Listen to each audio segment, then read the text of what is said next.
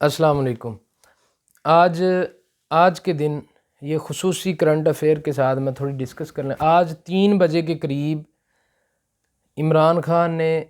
Live وزیر اعظم پاکستان نے آنا ہے تمام لوگوں کے ساتھ۔ تو جو لوگ مجھے سن رہے ہیں میں ان سے ریکویسٹ کرتا ہوں کہ ایک نمبر تمام لوگوں نے اسکرین پر دیا ہوا ہے، نیوز چینلز نے بھی دیا ہوا ہے، سب نے دیا ہوا ہے، تو عمران خان کو یہ کال ضرور کرنی ہے۔ تمام لوگوں نے ان کا نمبر ملانا ہے اس سے پہلے کہ ان کے اپنے کچھ خاص لوگ، ان کے وزیروں کے جو چاپلوس ہوتے ہیں، وہ فون کر کے ہیں جی ملکی حالات بڑے ٹھیک ہیں، بہت اچھے معاملات جا رہے ہیں۔ ہم سب نے کال ملانی ہے،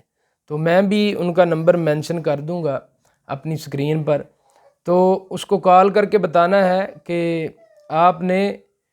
4 سال میں کوئی ایسا کام نہیں کیا کہ جس سے لوگوں کو سکون ہوا ہو، تو مہربانی کر کے صدارتی نظام جو اسلام کے قریب تر نظام ہے اس کی طرف جائیں۔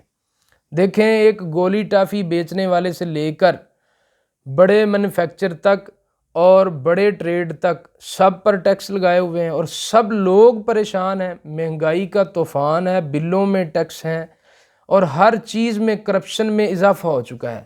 نہ پولیس کا نظام ٹھیک ہو سکا، نہ وابٹا کا نظام ٹھیک ہو سکا،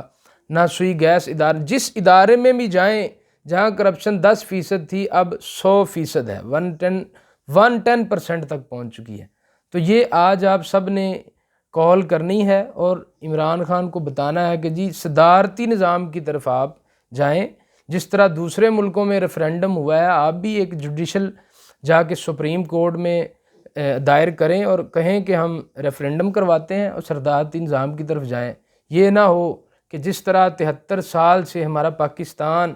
یہ جو ملک برباد ہو رہا ہے، اس کو لوٹ رہے ہیں، جو کرپٹ لوگ تھے ایک دھیلا بھی عمران خان ان سے نہیں نکلوا سکا۔ اور آج اسد عمر کا بیان آیا ہے اسی کے وزیر کا، عمران خان کے، کہ عمران خان اس کمرے میں موجود تھا جہاں یہ فیصلہ ہوا کہ نواز شریف کو اس ملک سے باہر بھیجا جائے، اور اب کہہ رہے ہیں کہ وہ رپورٹ ساری 2 نمبر تھیں جن پر فیصلہ کیا گیا۔ تو برائے مہربانی سب لوگ جو گروپس میں ہیں، جہاں جہاں بھی مجھے سنیں، آج 3 بجے عمران خان کو ضرور کال کریں اور اپنی کال جس کی مل جائے اسے کہیں کہ جناب یہ کرپشن اس حد تک پہنچ چکی ہے، آپ صدارتی نظام کی طرف یہ نہ پوچھیں کہ آپ صدارتی نظام کے بارے میں آپ کا کیا خیال ہے، بلکہ یہ کہیں کہ صدارتی نظام کی طرف جائیں۔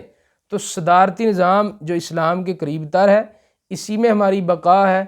اور انشاءاللہ اس کے بعد ہمارا اسلامی صدارتی نظام آئے گا۔